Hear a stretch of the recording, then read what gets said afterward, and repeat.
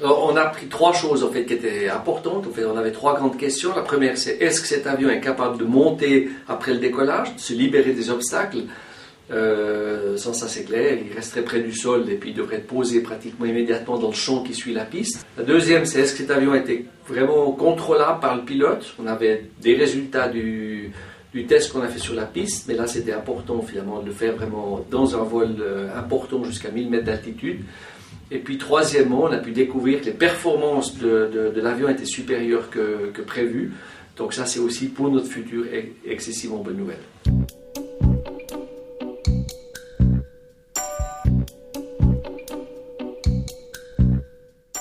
On va modifier par exemple les contrôles de vol pour les rendre plus agréables pour le pilote, en fait plus faciles.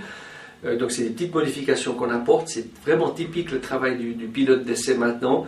C'est de voir ce qui peut être amélioré et puis de le communiquer, de le discuter avec les ingénieurs. C'est ce qu'il est en train de réaliser.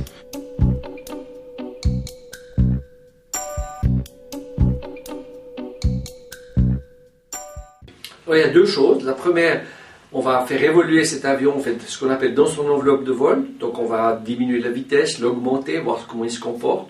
On va faire des virages qui sont plus serrés. Donc avec la vitesse à laquelle on vole, l'aile à l'intérieur s'arrête presque, l'aile à l'extérieur va assez vite. Donc c'est des questions qu'il faut vraiment pouvoir tester.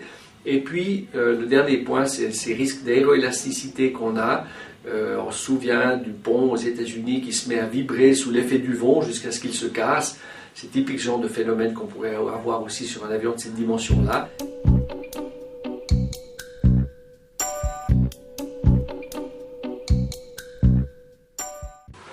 Donc je pense que c'est vraiment le bon choix. Donc c'est le métier de pilote d'essai, c'est vraiment un métier. Il est pilote et ingénieur, donc c'est à lui finalement de comprendre ce qui se passe au niveau de l'avion et quand on doit faire des modifications, de pouvoir en parler avec l'ingénieur, de lui suggérer des modifications. Mais c'est vrai qu'on se réjouit beaucoup de monter dans cet avion-là, Bertrand et moi. Ça devrait se faire d'ici à peu près 2 à 3 semaines, donc le moment crucial approche effectivement.